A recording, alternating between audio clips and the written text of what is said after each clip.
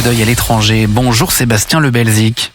Bonjour Jacques, bonjour à tous. Notre coup d'œil à l'étranger ce matin, nous allons parler, ça va pas nous changer beaucoup ici en France, on va parler de la canicule, cette 5e vague de chaleur qui frappe l'Europe de l'Ouest, touche également le Royaume-Uni cette semaine, entraînant là-bas aussi des températures records, une situation qui pèse lourdement sur les infrastructures du pays.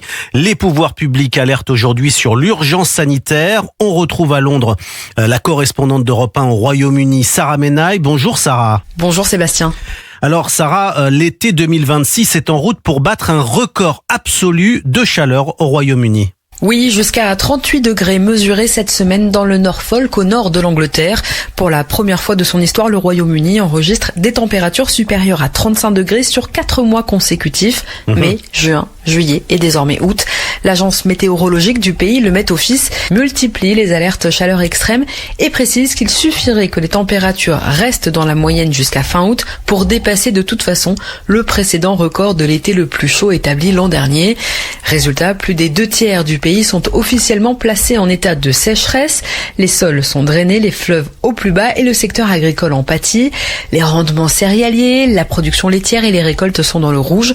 16% de rendement en moins en moyenne et des récoltes de blé ultra précoces. Le mois de juillet a été le plus sec depuis le début des relevés en 1836, écrit VI Paper dans ses colonnes. Le mois le plus sec, comme d'ailleurs dans une grande partie de l'Europe. Et Sarah, autre conséquence de ces vagues de chaleur successives, c'est l'ensemble du système de santé publique britannique déjà sous pression et qui plie encore un peu plus sous cette chaleur. Oui, dans les hôpitaux britanniques, la situation est critique aujourd'hui. Les autorités relèvent une augmentation massive des admissions aux urgences, un afflux continu de patients victimes de déshydratation, de défaillance cardiovasculaire ou de coups de chaleur. Et la pression est d'autant plus difficile à absorber que les hôpitaux britanniques souffraient déjà d'un manque structurel de lits.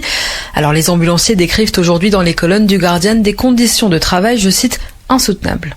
Alors le mois d'août, Sarah, n'est pas encore terminé, mais les autorités britanniques redoutent déjà que le bilan de l'été 2026 ne dépasse le record absolu de mortalité estivale. Oui, on constate une surmortalité liée à cette chaleur. Les premiers chiffres indiquent que l'Angleterre est en route pour enregistrer sa mortalité liée à la chaleur la plus élevée depuis le début des relevés, dépassant ainsi un précédent record établi en 2022.